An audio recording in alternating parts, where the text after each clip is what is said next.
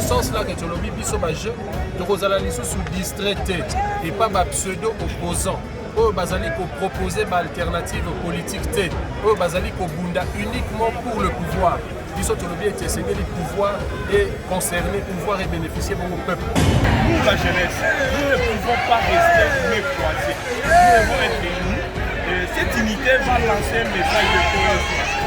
Cette cohésion s'explique aussi sur le plan, vous savez que aujourd'hui le pays est agressé.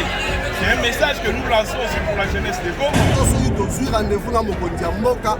Le rôle de secrétaire général de Augustin Kabouya, le président AI, Aïssa Gibiso, pour travailler pour la Kisanine au Boza Makasi à Bosala. Oui, ils ont un match il y a unité, match il y a cohésion. Il y a des jeunes socialistes, il y a des jeunes congolais. On a témoigner bon soutien, attachement et engagement dans le biso pour soutenir l'action de la chef de l'État, Félix Antoine Tshisekedi. Il y a une cohésion. Aujourd'hui, c'est un jour spécial. Je dis un jour spécial parce que c'est une jeunesse de Nouvel Élan et la jeunesse de l'UDPS, inédite, qui n'a jamais existé.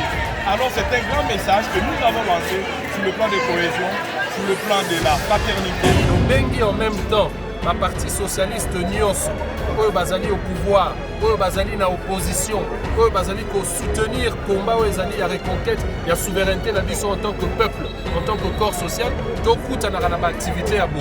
Lobaki to bandi campagne, Konjambo ka koyamba biso na mikolo koya, photo ebisa ye jeunesse nyonso ko adhérer na vision oyo ya ko changer constitution. Tobo il est là, jeunesse ils allaient utiliser comme boucliers humains pour bibana balabala, pour bouka. Et comme tango, jeunesse réfléchir.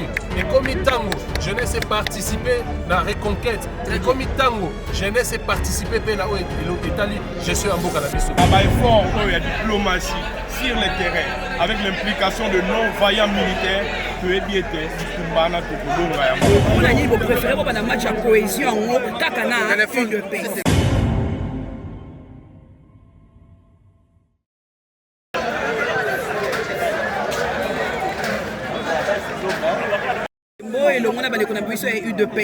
Mais mon tour dans l'est, on a dit que vous préférez un match à cohésion, Kakana, une de paix.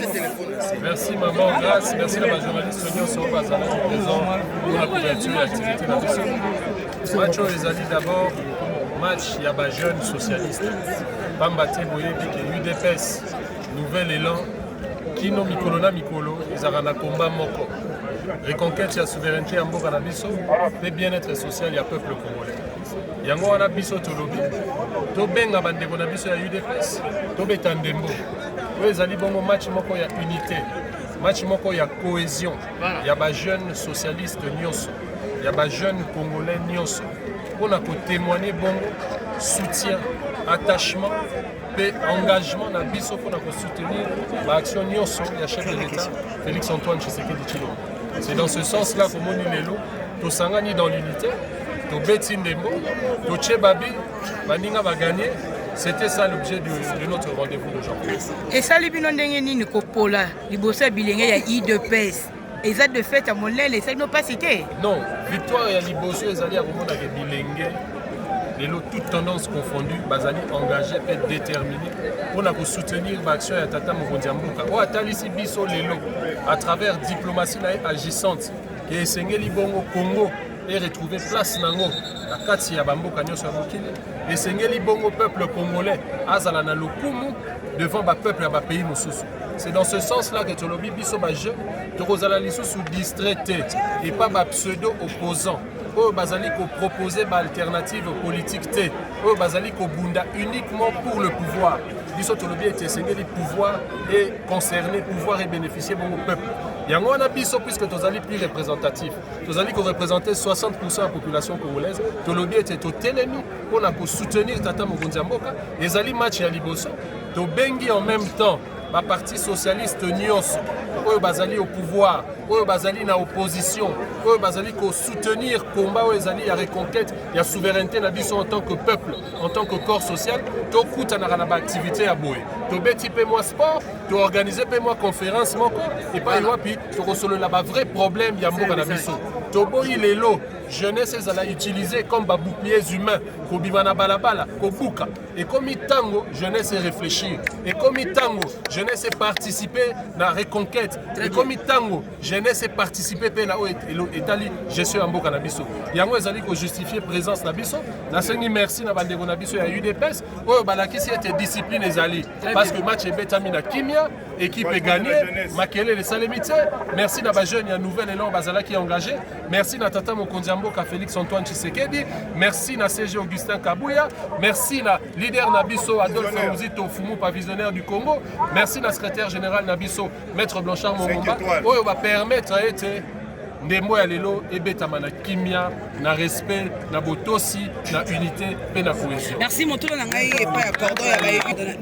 président fédéral tozalaki awa elongo tomonenge président fédéral ya fina tomonende match esikoleka awa félicitations à vous bosiko gagner mais moto na ngai esikozala boye lelo tokutani na lisano ya ndembo lobi bobongiseli biso nini oyo bikwabi tokokutana lisusu na bino na bandeko na biso lisusu ya nouvelle elor bien bokosuka kaka na bandeko ya nouvelle elor ou bien bokoélargir bandeko parti mosusu.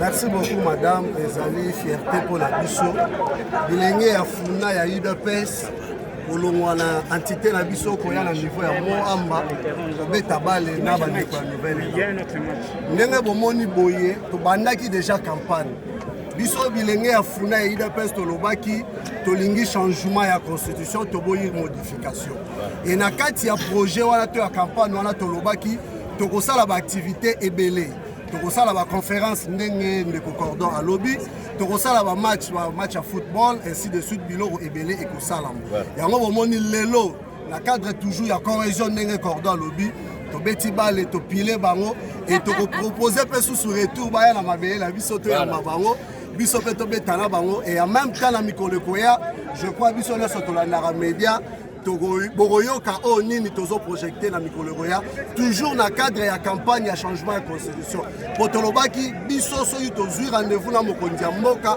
loko la secrétaire général na biso Augustin Kabouya le président AI aisaki biso bo travailler bo lakisa nini o boza makasi ya kosala tolobaki tobandi campagne mokonzi ya mboka koyamba biso na mikolo koya po toyebisa ye jeunesse nyonso ekoadere na vision oyo ya kochanger constitution. Vous êtes sans ignorer que nous, on est un parti politique, on était venu de l'opposition. Jadis, il y avait une contradiction en termes de la vision, en termes sur le plan idéologique. Mais étant donné qu'aujourd'hui, nous sommes tous de l'UDPS, Nouvelle Élan, le Parti Socialiste, alors il est question de nous unir, de ramener une cohésion. Nos leaders sont là, ils sont en train de travailler par rapport au contexte sécuritaire avec toutes les obligations, de problèmes que traverse la République démocratique du Congo.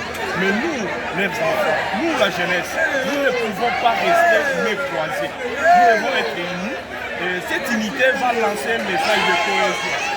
Cette cohésion s'explique aussi sur le plan, vous savez que aujourd'hui le pays est agressé. C'est un message que nous lançons aussi pour la jeunesse de Goma, de Ituri, toute la jeunesse de la République démocratique du Congo et surtout dans des parties où le pays est occupé par l'agresseur, par l'ennemi, par le rebelle. Nous lançons le message à tous ces jeunes d'être forts. Et nous ici à Kinshasa, nous sommes unis, il y a une cohésion. Aujourd'hui c'est un jour spécial. Je dis un jour spécial parce que c'est une jeunesse de Nouvelle Élan et la jeunesse de l'UDPS, inédite, qui n'a jamais existé. Alors c'est un grand message que nous avons lancé sur le plan de cohésion, sur le plan de la fraternité. Et pourquoi pas, ça peut ramener d'autres choses dans les jours à venir.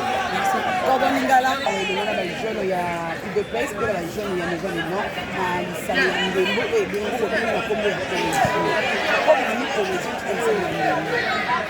oui, merci beaucoup. Maman Grâce, Maton du Mini, il faut en prendre la rue. Banziete, et puis, Bissot, vous allez Nouvelle Élan.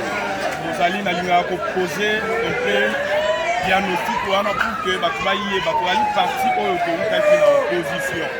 Mais il y a un contexte pour les amis appropriés, qui a agressé, au Bissot Nouvelle Élan. Dans le délai, je continue à Bissot Adolphe, vous dites que non. Vous voyez que le président de la République, Félix Tshisekedi, dit que Abundana Bangunia Obako Bundisamboka. talati na biso nouvelle élan toyaki ya ko répondre positivement et activement na metandi oyo ya chef de l'État apesaki. Et lelo tozali na kati ya gouvernement. Na kati ya gouvernement toali na ministère oyo ezali ya monene oyo tobengi ya budget. Ministère wana ezali impliqué responsabilité monene oyo ezali na leader na biso Adolphe Musito. Et vous allez continuer que guerre et silité, Maman Grâce. Alors, le temps qu'on y a ensemble, jeunesse, il y a UDPS, jeunesse, il y a nouvel élan. La carte, il y a Ndembo, Toko Beta Mutope, Toko Benga, match, activité de cohésion, activité de l'unité, une activité sportive de fraternité. C'est-à-dire, il y a un message, il y a mon aime. Oh, biso toko lancer na ba continent biso et toko lancer pe na ba jeunes nyonso sur toute l'étendue du pays à République démocratique du Congo, notamment ba jeunes ya Ruchuru, ya Goma, ya Masisi, ya Butembo, tozali elongo na bango na ba effort oyo ya diplomatie sur le terrain avec l'implication de nos vaillants militaires que ebiete kumbana tokolonga yango. Alors cohésion ekoki kosala matin na niveau kaka ya gouvernement na niveau à ba leader, mais cohésion il faut ezala pe na kati ya ba structure politique parce que biso to ali oyo lobi to ko remplacer ba nkolo na biso ba konzi na biso oto otambola na bango. Nous devons être unis, nous devons vivre dans une cohésion parce que nous avons une redevabilité et pas ya peuple na biso. Alors message monene oyo lelo ezali inédit na bengi yango. Ça n'a jamais existé et to bandi yango lelo ko suka awate. Si ma bande de UDPS, la série va continuer, tu peux inviter bino ba journalistes, tu peux bana banani bilenge ni to kende ko beta pale là-bas. Ezala ki penza botuna malamu ya kotuna ko ba pona nini boponi ko banda kaka na ba bilenge ya UDPS. Poni to boponi parti mosusu. Mama motuna malamu na ko répondre directement. Lelo yo mutuno ba ngoko ya te UDPS ya li parti présidentiel. Ezabo été ezabo. Alors ceux qui ont porté la réponse à mi balé. IDPS, au porté les alliés partis, les alliés socialistes. Biso nouvelle élan, les alliés partis, les alliés socialistes. Donc cohésion, au-delà de la leader, c'est sur le plan idéologique. Les alliés match à la socialiste. Les alliés pembe ni à peuple. Les alliés politiquement pour le peuple. Alors, Sangani n'a pas de quoi IDPS. Et si ma bande de quoi IDPS, la série va continuer. Je ne vais pas dévoiler ça ici. Mais tozali na sima ya bakonzi na biso et tozali na sima ya bakonzi na biso chef de l'État tozali na sima ya Adolphe Musito oyo aye kopesa mpifo ya makasi na kati ya ministère ya budget oyo lelo oyo ba réforme ya makasi eye ezobongola secteur ya économie na biso et voilà ezali esenoni atodomi ngai na tomi.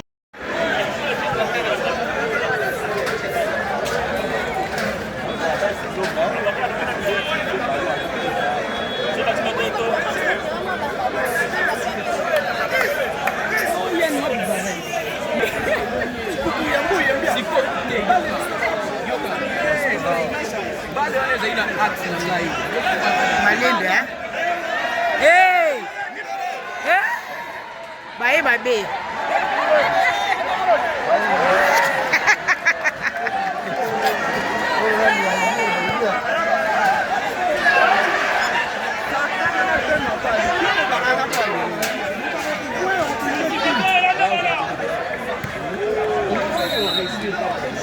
Cordon, au bêta.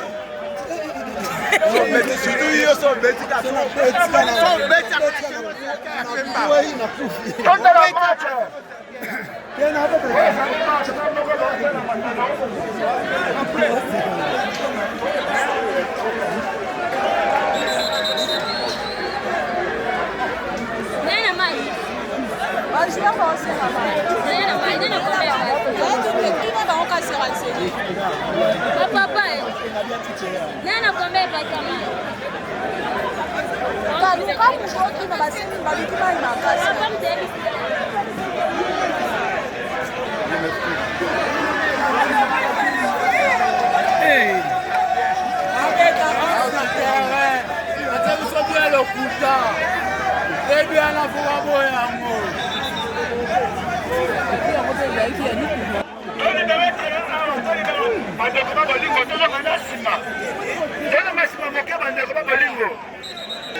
Keba.